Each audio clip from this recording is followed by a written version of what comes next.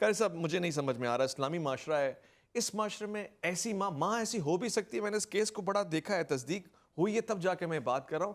یہ کیسے ممکن ہے کہ ماں اپنی بچی کا گلا دبا دے؟ آپ نے بڑے سلگتے ہوئے موضوع کا انتخاب کیا، جی اور یقیناً اس موضوع پہ بات کرنا قدر مشکل ہے، اس لیے کہ ہم جس تہذیب، جس روایت، جن اقدار کے امین ہیں، وہاں یہ حادثہ ایک عجیب حادثہ ہے. لیکن ہمیں غور کرنا پڑے گا کہ معاشرے کے اجتماعی زوال میں کون کون سے عناصر کار فرما ہیں. شاعر نے کہا تھا کہ حادثے سے بڑا سانحہ ہو گیا، لوگ ٹھہرے نہیں حادثہ دیکھ کر. ہم خبروں کی حد تک، تبصروں کی حد تک نہ جائیں، بلکہ غور کریں کہ کیا والدین نسل نو کی صحیح تربیت کر رہے ہیں. کہیں ایسا تو نہیں کہ اس ماں کا جب نکاح ہوا ہو اس کی مرضی کے بغیر کر دیا گیا ہو سکتا ہے. کہیں ایسا تو نہیں کہ باپ نے صرف بیٹی کو گھر سے نکالنے کے لیے ایک شادی کر دی. سمجھانا چاہیے، ذمہ داری اب تم ایک گھر جا رہی ہو، وہاں تم ایک بیوی بنو گی، کسی کی بہو بنو گی، کسی کی بھابھی بنو گی، ایک فرد بنو گی، پھر اللہ کے فضل و کرم سے تم ماں بنو گی. تمہارے کندھوں پہ ایک عظیم ذمہ داری آ جائے گی. جس معاشرے میں تربیت کا فقدان ہو وہاں اس سے بڑے بڑے سانحات بھی جنم لے سکتے ہیں. کوئی بھی واقعہ اچانک نہیں ہوتا.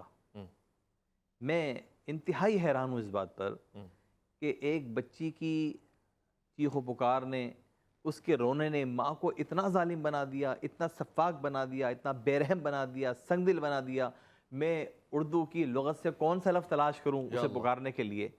لیکن کیوں ہوا ایسا؟ پھر دوسری بات یہ بڑی معذرت کے ساتھ، اس کا باپ کہاں تھا اس وقت؟ اگر وہ کہتا ہے میں گھر سے باہر تھا، بڑا المیہ یہ ہے کہ باپ بننے والا سمجھتا ہے کہ بس اولاد پیدا ہو گئی، میری ذمہ داری ختم ہو گئی. اگر کچھ بچے رات کو جاگتے ہیں تو جتنی ماں کی ذمہ داری ہے اتنی باپ کی بھی ذمہ داری ہے. اچھا، کیوں نہیں جاگتے آپ رات کو اپنی اولاد کو؟ صرف پیدا کرنا آپ کی ذمہ داری ہے. ہمیں اس معاشرے کے ان پہلوؤں پہ غور کرنا پڑے گا جن کی وجہ سے معاشرہ بے ترتیب ہو رہا ہے، صحیح خرابی پیدا ہو رہی ہے.